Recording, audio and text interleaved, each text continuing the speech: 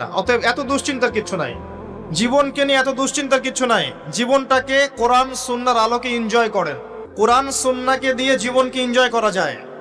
কোরআন এবং সুন্নাহর আনুগত্যের মধ্য দিয়ে আপনি জীবনকে উপভোগ করেন, টেনশন করার দরকার নেই। মনে রাখবেন, আল্লাহ যদি আপনার সাথে থাকেন এবং আল্লাহ যদি আপনাকে কবুল করেন, পৃথিবীর কোনো শক্তি নাই আপনাকে টলাবে।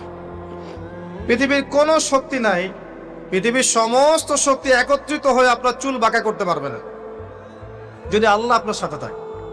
আর যদি আল্লাহ আপনার সাথে না থাকে, আইওয়াস শোডাউন দিয়ে কোনো লাভ হবে না, কেউ আপনাকে বাঁচাতে পারবে।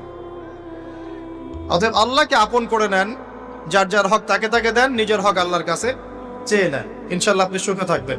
এর আগে আল্লাহ পাক একা ছিলেন, আর কিচ্ছু ছিল না। হুয়াল আউয়াল ওয়াল আখির ওয়াল যাহির ওয়াল বাতিন ওয়া হুয়া বিকুল্লি শাইইন আলিম, সূরা হাদীদ।